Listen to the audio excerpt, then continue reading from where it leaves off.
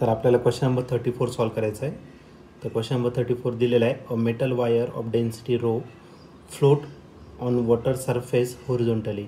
तर वॉटर सरफेसवरती तो काय करतोय, फ्लोट करतोय. If it is not to sink in a water, तर तो वॉटरमध्ये बुडत नाही आहे. Then maximum radius of wire is, तर मॅक्झिमम रेडियस किती असणार. तर ब्रॅकेटमध्ये दिलेलं आहे T surface tension of water, g दिलेलं आहे acceleration due to gravity. Okay, नंतर हा क्वेश्चन 2022ला आलेला होता. याच्या 4 ऑप्शनपैकी पहिलं जे ऑप्शन आहे ए, ते आहे root pi rho G divided by T. B option आहे T divided by pi rho G. C option आहे pi rho G divided by T. आणि डी जी ऑप्शन आहे ते आहे under root 2t divided by pi rho G. चला तर बघूया या 4 ऑप्शनपैकी या क्वेश्चनचं नेमकं आन्सर कोणतं असेल ते.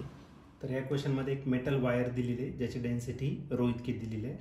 फ्लोट करणार आहे वॉटर सरफेसवरती आणि तो सिंक होणार नाही कशामध्ये, वॉटरमध्ये. तर या केसमध्ये मॅक्झिमम किती रेडियस असेल ते आपल्याला फाइंड करायचं आहे. टी सरफेस टेन्शन दिलेलं आहे, जी ॲक्सलरेशन ड्यू टू ग्रॅव्हिटी दिलेली आहे. तर एक काय मेटल वायर दिलेली आहे आणि हा काय करू राहिला, फ्लोट करतोय कशावरती, तर वॉटर सरफेसवरती. आता याचं जे वेट असणार आहे, याचं वेट कुठे ॲक्ट होणार आहे, weight of body always directed in downward direction. आणि या वेटला कोण बॅलन्स करणार आहे, तर वेटला बॅलन्स करणार आहे force due to surface tension. मग वेट किती असेल, तर वेट एम जी, आणि याला बॅलन्स करणार आहे force due to surface tension. Okay, आता सरफेस टेन्शनचा जर फॉर्म्युला घेतला तुम्ही, तर सरफेस टेन्शन आणि माससाठी पण घेऊन टाकू आपण. तर या ठिकाणी आपण सर्वात पहिले सरफेस टेन्शनचा फॉर्म्युला घेऊ. तो असेल tangential force per unit length. आता ही जी वायर आहे ती फ्लोट करते, मग दोन्ही बाजूला तुम्हाला लेंथ कन्सिडर करावं लागेल. म्हणजे या ठिकाणी लेंथ जी असेल ती किती असेल, 2l. मग जर एफ जर फाइंड केला तर एफ इज इक्वल टू काय असेल, तर 2tl.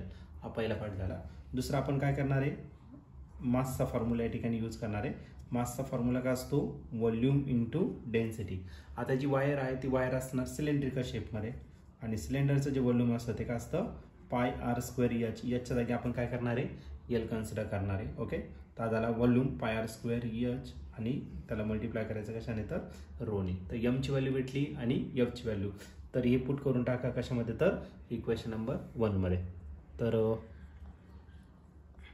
इक्वेशन 1 मध्ये पुट करू. देअरफॉर इक्वेशन 1 बिकम्स काय भेटेल, इक्वेशन 1 एमला रिप्लेस करायचं pi R square L into rho, आणि आणखीन एक टर्म राहिला तो जी. आणि एफ जो आहे, एफ किती आहे, तर 2tl एवढा तुमचा एफ आहे. आता नेक्स्ट केसमध्ये काय होणार आहे, इथला आर, नेक्स्ट केसमध्ये काय होणार आहे, इथला एल आणि इथला एल काय झाला, कॅन्सल झाला. बाकी काही टर्म कॅन्सल होणार नाही. म्हणजे राहिलं पाय आर स्क्वेअर रो जी, आणि इथं काय राहिलं, तर तुमचा 2t. आपल्याला आरच फाइंड करायचा आहे. आर इकडे राहू द्या, बाकीच्या टर्म सगळ्या तिकडे. मग R square is equal to काय राहिला, 2t divided by pi rho into जी.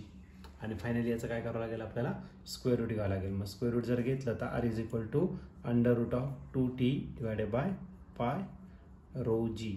जर याचं जर तुम्ही ऑप्शन जर चेक केलं तर ऑप्शन नंबर डी जो आहे तो या ठिकाणी करेक्टली मॅच होतोय.